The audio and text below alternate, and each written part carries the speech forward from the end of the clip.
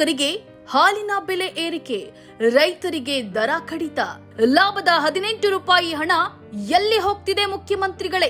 ರಾಜ್ಯದಲ್ಲಿ ಹೈನುಗಾರಿಕೆ ನೆಚ್ಚಿಕೊಂಡಿರುವ ಕುಟುಂಬಗಳಿಗೆ ಕೆಎಂಎಫ್ ಗಾಯದ ಮೇಲೆ ಬರೆ ಎಳೆಯುತ್ತಿದೆ. ರೈತರಿಗೆ ನೀಡುವ ಹಾಲಿನ ದರದಲ್ಲಿ ಕಳೆದ 6 ತಿಂಗಳ ಹಿಂದೆ 2.75 ರೂಪಾಯಿ ಕಡಿತಗೊಳಿಸಿದ್ದ ಕೆಎಂಎಫ್ ಇದೀಗ ಪುನಃ 1.50 ರೂಪಾಯಿನಿಂದ 2 ರೂಪಾಯಿವರೆಗೆ ಕಡಿತಗೊಳಿಸಿದೆ. ಜೊತೆಗೆ ಪಶು ಆಹಾರದ ಪ್ಯಾಕೆಟ್ಗೆ 25 ರೂಪಾಯಿ ಹೆಚ್ಚಳ ಮಾಡಿದೆ. ರಾಜ್ಯದಲ್ಲಿ 24,000 ಹಳ್ಳಿಗಳಲ್ಲಿ 26 ಲಕ್ಷ ರೈತ ಕುಟುಂಬಗಳು ಹೈನುಗಾರಿಕೆಯಲ್ಲಿ ತೊಡಗಿವೆ.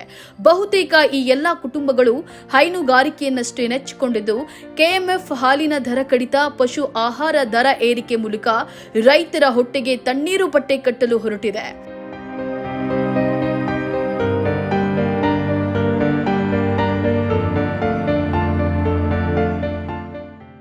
ರಾಜ್ಯದಾದ್ಯಂತ ರೈತರಿಗೆ ನೀಡುವ ಹಾಲಿನ ದರದಲ್ಲಿ ಫ್ಯಾಟ್ ಆಧರಿಸಿ 1.50 ರೂಪಾಯಿನಿಂದ 2 ರೂಪಾಯಿವರೆಗೆ ಕಡಿತವಾಗಿದೆ. 2023 ಅಕ್ಟೋಬರ್ನಲ್ಲಿ ಪ್ರತಿ ಲೀಟರ್ಗೆ 34.73 ರೂಪಾಯಿಯನ್ನ ನೀಡಲಾಗ್ತಾ ಇತ್ತು. ಬಳಿಕ 2.75 ರೂಪಾಯಿ ಕಡಿತಗೊಳಿಸಿದ್ರು. ಇದುವರೆಗೂ 31.98 ರೂಪಾಯಿ ಸಿಗ್ತಾ ಇತ್ತು. ಈಗ ಗರಿಷ್ಠ 29.75 ರೂಪಾಯಿವರೆಗೆ ನೀಡಲಾಗ್ತಾ ಇದೆ.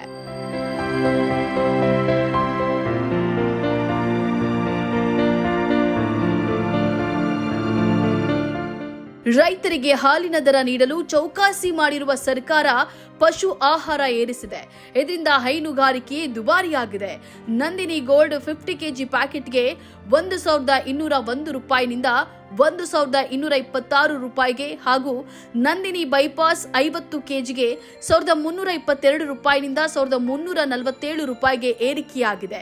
ಕಾಂಗ್ರೆಸ್ ಕೆಎಂಎಫ್ ನಿರ್ದೇಶಕರು ನಾಯಕರೇ ದರ ಕಡಿತದ ಬಗ್ಗೆ ಬೇಸರ ಹೊಂದಿದ್ದಾರೆ.